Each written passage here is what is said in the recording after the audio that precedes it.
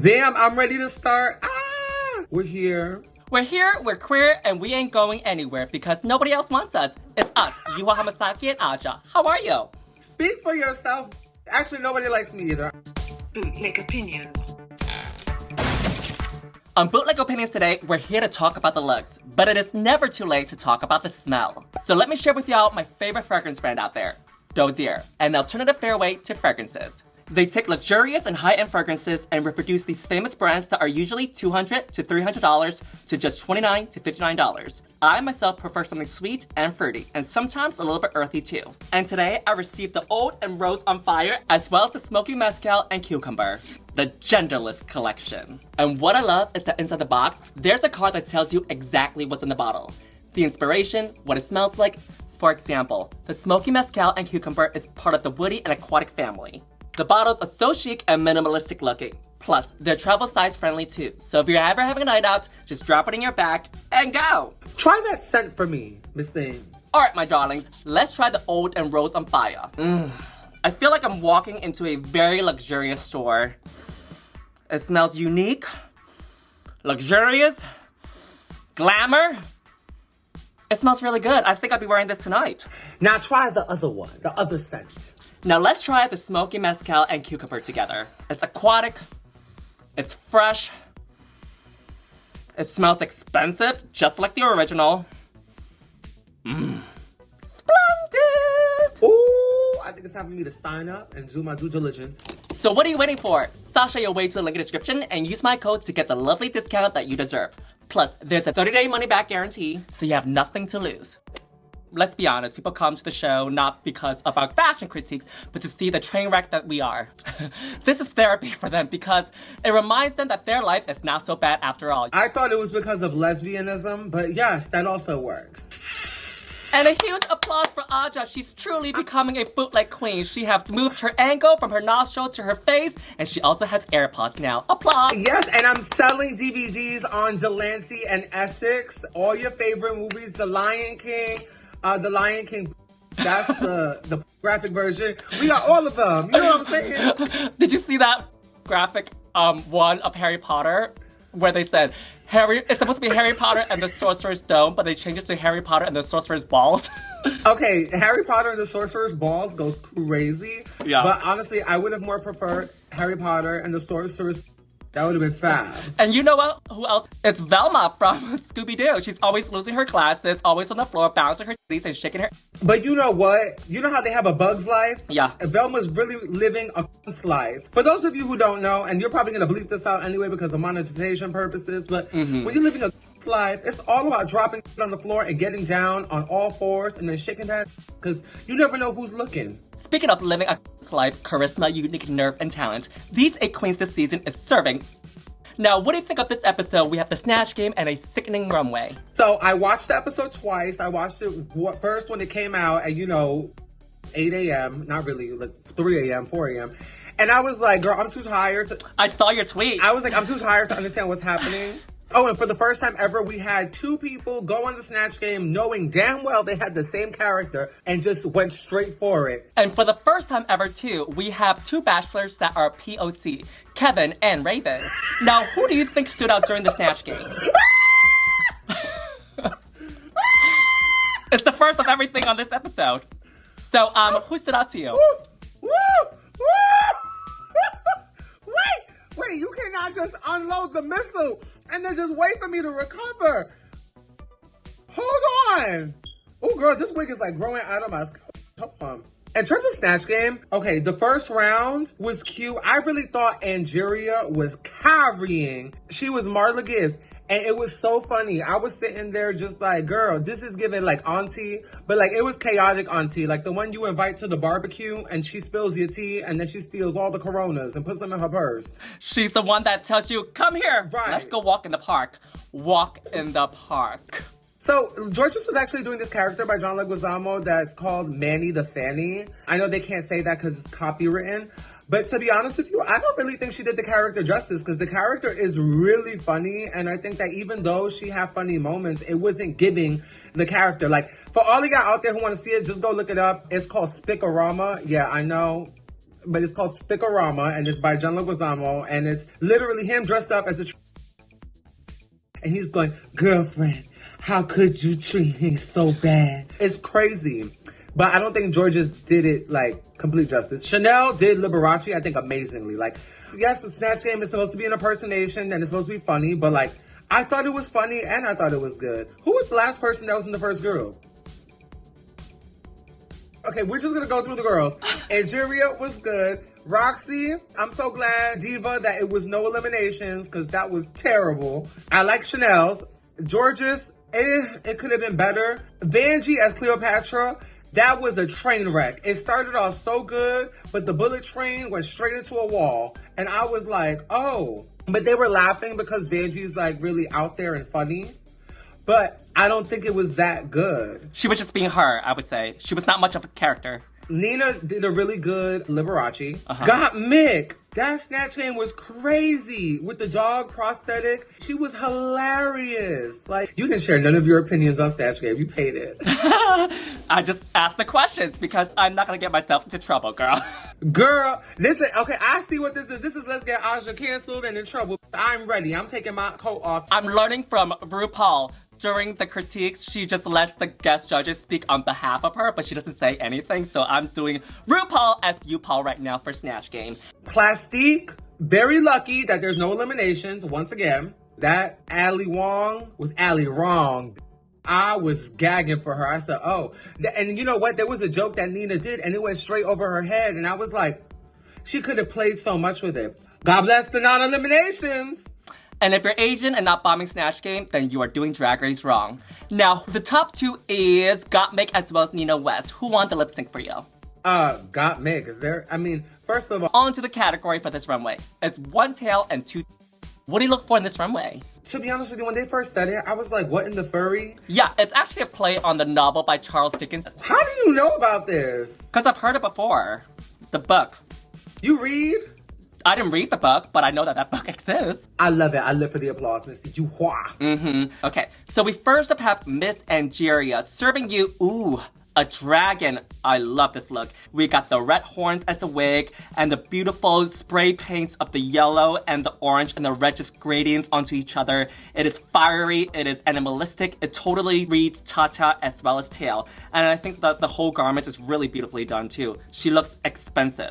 It reads right away that it's two and one tail. This was one of my favorite looks on the runway, actually, because it was one, I feel like the best thing to do for a queen is to emulate the highest version of your style, interpreting that category, and I feel like that's what Angeria, aka Angoria, aka Dragoria, just did right now. And Angolia. She came out like a motherfucking rough dungeon dragon, Gila monster, lava beast. I don't know what the she is. She's a reptile though. She looks good. I love the shapes. I love the armor on the shoulders. I love the hair.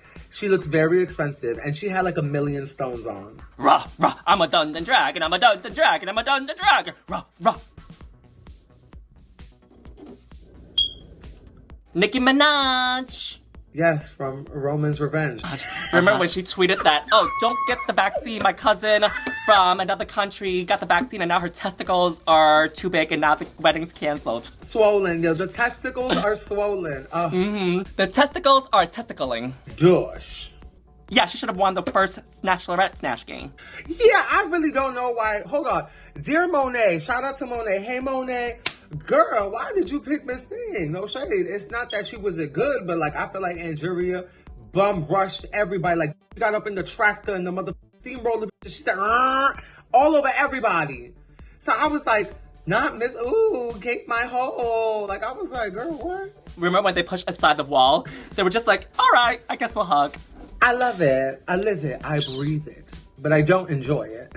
And she always lives for the applause. Next up, we have Roxxxy Andrews. She's dressed up as Who Framed Roger Rabbit and Jessica Rabbit all in one. 2 in 1. She really ate this look. No shade. She has her little bunny tail. She got some big... She also got the carrot, which kind of looks very phallic. So it kind of looks like a tail as well.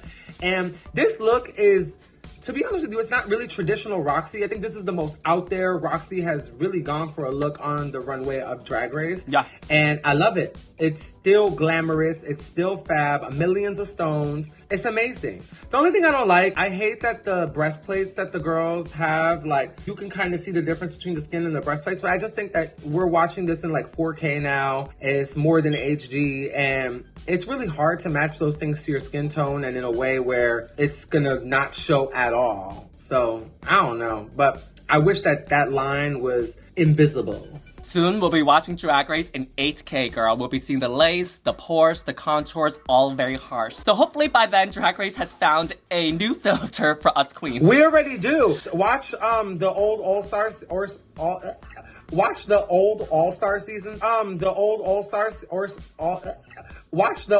All-Star seasons. Sorry, I had a stroke. You'll see, like, when the queens are deliberating in the thing, like begging for their life, it's giving like, oh my God, it's giving razor bumps. You could see every bit of makeup and bone structure. I'm just there gagging like, girl, like, put on a light for these girls.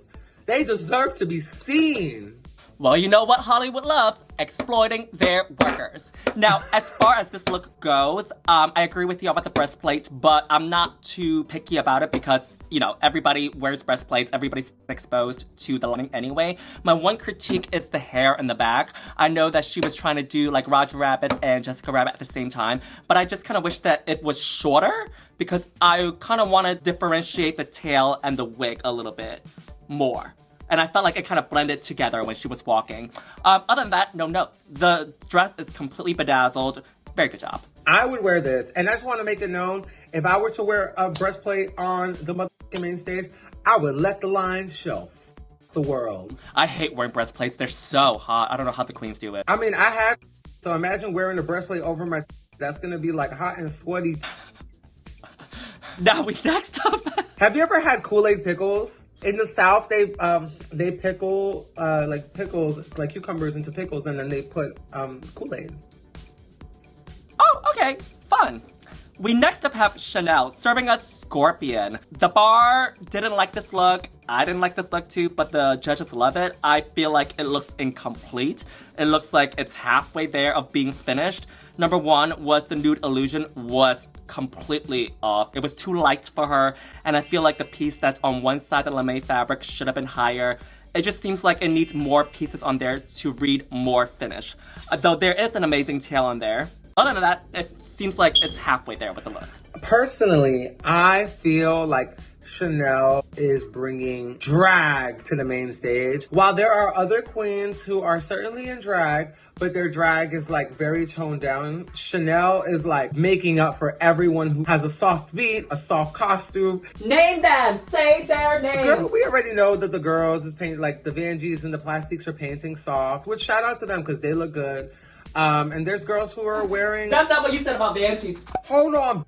I said in the promo, she looked crazy because she did. In the main workroom, she looked okay. This runway for Shannel, she looks all right. She's in drags. I get it. I will say it is a little underwhelming because I want kind of like that sexy Shannel from season 1 a little bit. Like the Shannel who came out juggling with the little piece on. I love when Shannel comes out and is cocky. Like, remember in the first season, she's like, I spent $1,500 on this little piece of fabric. Like, it's just like work. And I feel like that's what we're missing from Shannel so far in the season. But I live for her. Tell her she's beautiful, because why? She's Miss Mandarin. So, bam. Next up, we have Miss... This look is something that I will wear to Gag City. And she's a Scorpion too. I love it. It's crazy that the 2 Scorpions on the thing went back to back. It's all pink. And is I would say it's understated. It is understated, but I do think it's still worthy enough of being on the stage. I feel like 2 things can be true. I love the hair. I definitely love the hair. And I do like her Scorpion better. I like the pink Scorpion better.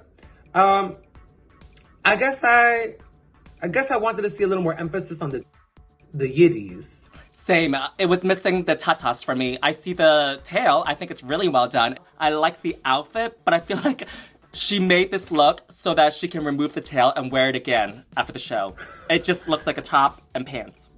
And wig and tail that matches. Well, you know what? Vanjie was sporting tail all episode because there was a shot of her wearing those blue pants earlier in the episode and you could see her visible line through it. Okay. To me, this is underwhelming. I'm not commenting on that, girl. This is bootleg opinions, girl. She said this is bootleg opinions, not bootleg opinions. Next up is Nina West, serving you the universe. The whole outfit is black to reflect the universe. At the top, we see the tail of the comet, 2 planets as tatas, and the sun as the hoo-ha. And in the back, we see the black hole. It's creative, but I do kind of wish that she would do something else with the sun instead of placing it on her hoo-ha, because I feel like the sun should be on the top instead of at the bottom. Maybe like a headdress or something instead of the tail of the comet on the head. I will honestly put the tail of the comets in the back of the train, like a tail. You know what I mean? Like the train at the back, but it's almost like the tail of the comets too. But overall, this is a cool look. I don't know how to say this, but I love this look. There's something about it I don't like. I don't know what it is, and it's not Nina, I promise you. What I do love about this look are the breastises, and I love the perianal. Is that what they call an anus? Perianal? Did I make that up? Her black hole. I like the tail on the head, I'm not gonna lie. I just don't like the sun. Like, I wish that the sun maybe would have been on the back or something. Like, I don't know. I didn't like it being right in front of her, as I feel like it threw off the dimensions of the garment for me personally. I think for her, what I've seen her wear this season, I think is definitely an upgrade. Yeah, I think this is one of the better looks that she has served down the runway too. Maybe wear the sun on her head. Wear the sun on her head, and then the 2 planets, and then maybe the tail of the comets on the tail and the back instead. It's doing too much in the front. I love the breath. Yeah. But I want a little bit less. Yeah. Next up is Miss Plastique Tiara. Ooh, this is a reference. Love it. We got the ears, we got this beautiful hair, and we got the areolas covered in the pasties, and we got these beautiful 9 tails of fur just flying in back of her. Really well done. I think I was supposed to introduce Plastique, but I'm just gonna pay it and ignore it. Well, you skipped me and introduced Vanjie, so now we're even. So you hate me. Thank you. I don't hate you. Actually, you introduced Shannel. Did I? Anyways. Oh yeah, you're right. Anyways, the bootleg wars. No, you can have it. Bam. So yes, I love Plastique's look a lot. I love the look she's bringing to the runway. It's all like very rich, very cultured. And I love that she's really wearing her Asian culture, like not just on her sleeve, but on the runway. And she's talking about it. And I think that Asian representation on Drag Race is very important because I feel like we've seen a lot of cultures, but I feel like usually when we have the cast, there's usually only like 1 Asian girl on the cast per season. Yeah. And you don't really get to see a lot of the girls come out and show their culture every single week because sometimes the runway category isn't calling for it. I like that she's finding a way to incorporate it into everything. This look is fab. Anybody who's acquainted with Asian culture knows about the good old 9-tail fox. And I love the colors she chose to go with it. That lavender is my favorite color. It wasn't my favorite look on the runway, but it was definitely one of my favorite looks.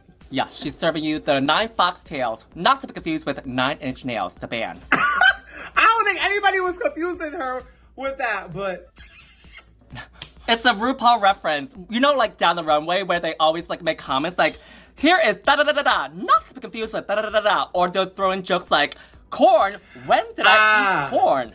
Butter, I hardly even know her. Like, you know what I mean? like Yuhua Hamasaki, not to be confused with a bag of extra spicy Takis, like that. Yeah, like, here is Aja, not to be confused the winner of RuPaul's Drag Race Season 3, Raja. Like that, you know what I mean? That was so literal. Play the clip. Yeah. Next, Raja, I hardly even know her. You know my name in Spanish is Aha. Aha. What was your name prior to Aja? I forgot. Huh? When I first met you, you were not Aja.